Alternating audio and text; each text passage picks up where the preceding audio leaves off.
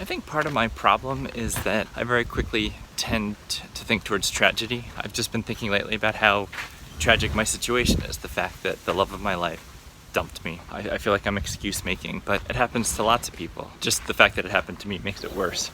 Maybe things aren't as tragic as I think. I'm no different than lots of people, so I'm just bemoaning it more because it's my story. I'm no more deserving of rescue or a miracle cure than anybody else. It's just the way it plays out. It still feels crazy though. This is the Sony camera. I'm still gonna try and experiment with this over the iPhone just to see if quality is better, the sound is better. I'm just walking down to the dressage arena to try another drone flight, see if I can get a little bit more success than last time. It's been a nice day at the barn. I got to go over to the horse show and help move a horse and just, I don't know, just kind of be, which is nice. I appreciate that. No riding today, which, that's fine. I got to ride yesterday, lucky me. This is the same exact lighting conditions as I had on the Sony. Oh, and there's a hawk, just to compare the two later. That's it, I'll see you in a little bit. Fingers crossed on the flight.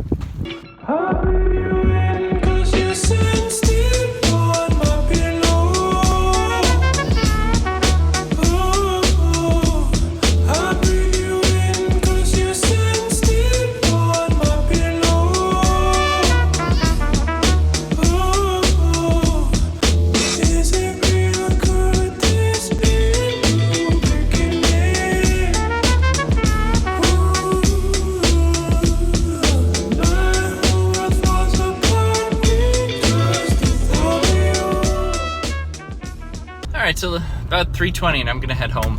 I just kind of got to a point at which I thought I don't know what else to do here. I just thought maybe it's time to go. While it's daylight, while I can get home and change gears and get something productive done, as opposed to getting home in the dark and then being like, nah, let's wind the day down.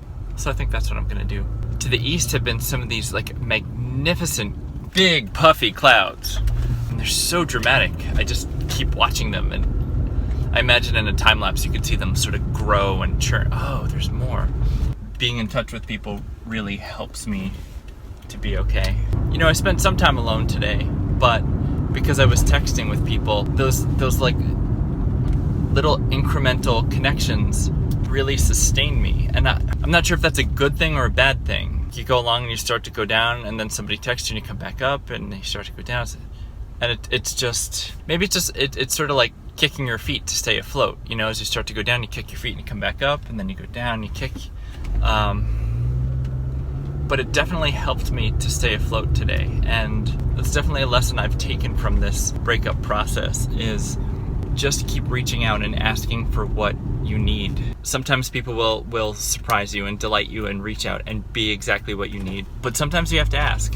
And there can definitely be a certain amount of embarrassment associated with asking for help. I think people are willing to help, they just don't always know how.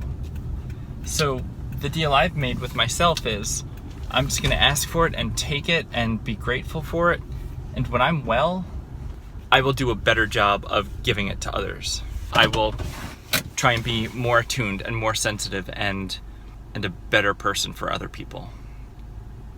That will be my way of repaying my gratitude. Happy Sunday. Yep, it's that kind of day. I'll see you later. I got home from the barn and I got really tired, so I fell asleep. I took a little bit of a nap, and that was nice. And as I opened my eyes, and I just was lying there on the couch thinking about things in the future and things I'd like to do, what hit me right now, I mean, I've felt the sense of loss the whole time. What hit me really powerfully today, what really, really struck me is the sense of rejection. You know, as if there wasn't enough already, but like the sense that not only did I lose her, she rejected me. And I don't know why that word is so powerful right now, but she rejected me and my beliefs and my hopes and my dreams. Like everything about me, she rejected, just said, no, I want his thing. That's hard, because what I realize is as I just think forward and imagine doing things, you know, I imagine the future, I continually imagine doing things with her. I had so fully committed my life that anything I imagined doing was like, well, when we do that, it'll be like this. You know, there's still so many things I want to show her about me and do and expose her to. And I have to keep being reminded that, like, no, she rejected this. Like, that she doesn't want this. And that's just another blow to the ego.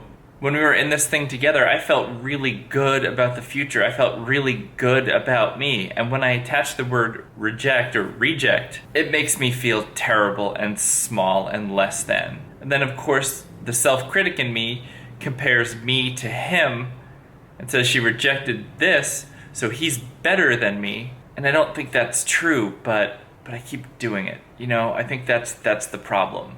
Is your brain looks to solve the problem and will throw you under the bus in the attempt to solve it.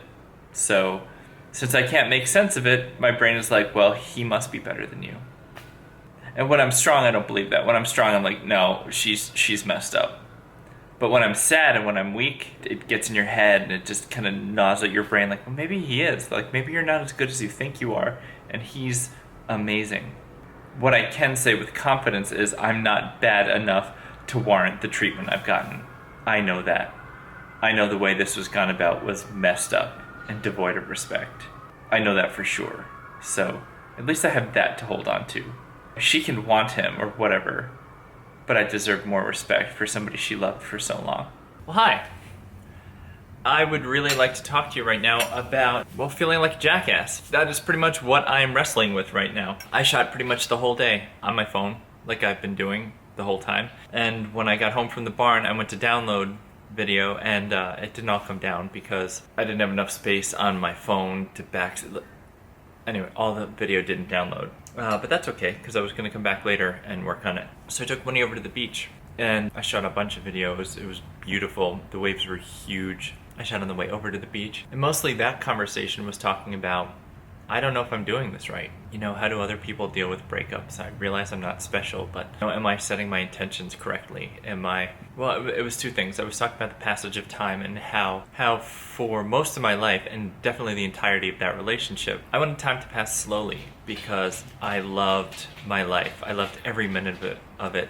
I wanted it to pass slowly so that I would have more. I'd have more time with her. I'd have more time to just enjoy and really love every bit of my life I could. And what I find myself doing lately is wishing time would pass more quickly. You know, just trying to get time to pass because I have the sense that I will be better in the future. I'm not good now. I hurt every single day. But I have this feeling of, at some point with the passage of time, I'll get better. And my fear is that I'm wasting time. I'm wishing away these days I could be living. I could be doing more. And I do feel like I'm doing the best I can. You know, I go out and I talk to people and I hang out with people and I do the things that I enjoy. And that's all very, very good. But like at my core, I'm still really hurting. And people tell me, you know, in time it will get easier. So I'm waiting for time. And I know what I was doing in my other video. I was asking you, like, is that foolish? Am I going to look back on now with regret and think, oh, I should have XYZ, I should have done something differently? I do feel like I'm doing things the best I can. I'm really trying, but am I doing it wrong? You know, how do people deal with these situations? You know, the metaphor of like, oh, you just have to pick yourself up and dust yourself off. And that's true. I get that. And, you know, the first day you have to do that. And the second day you have to do that. But you still have to do it on the 20th day and the 40th day and the 80th day. And it's exhausting. It's way more of a grind than I ever thought it was going to be. It's just, it takes such a long time. Are there ways to do it better? People are like, oh, you need to be kind to yourself. I don't always know what that means. How do you be kind to yourself? Because sometimes I feel like, oh, if I just take a day off. But I feel, if I do that, I feel lazy. Anyway, so I was shooting over at the beach. I was shooting the dog, I was shooting the sunset, I was shooting the waves. It was beautiful. I was like, this is amazing B-roll. And I was standing in the water, and I went and I took my phone out, as I've done a bajillion times before, and I flubbed it, and it fell into the ocean as a giant wave was receding, and it hit the water, and it went tumbling back into the ocean, like, gone. Just gone, forever gone, not coming back. And I stood there in the water for probably 5 minutes watching to see if it would wash up. And my feet sunk deeper and deeper and deeper into the sand, and it is gone. And I felt like such a jackass. I felt so dumb. Like stupid, but it's a thing I've done so many times before. I go to the beach all the time and take pictures of the dog all the time, and I've never dropped my phone into the ocean before. I guess it just takes that one time, so when I get a new phone, I'll get a waterproof case, and I'll probably go overboard trying to take care of it, because of the one time that I dropped my phone in the ocean and lost it, and it will probably be really expensive, and I'm freaking out. The other thing that happened was the second it tumbled away, I felt so isolated and alone. The way in which we rely on our phones, but, particularly in this breakup, I am constantly talking to people and texting people, and I stood there on the beach and looked at the ocean, and I thought, I have no way of reaching anybody, and nobody can reach me, and it was not quite paralyzing, but it was isolating for sure. And even now, I'm here at my house, and if somebody wanted to call me, they can't.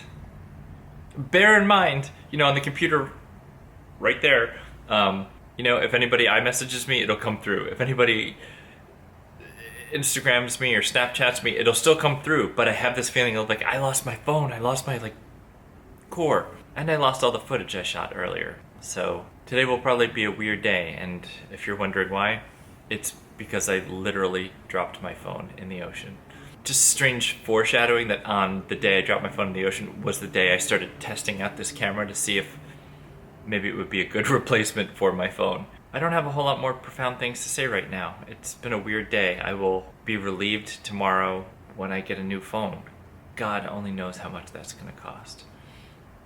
Yeah, I'm going to see what this footage looks like with my current setup, and maybe I'll be back later. If not, I will see you tomorrow on this camera. Have a super night.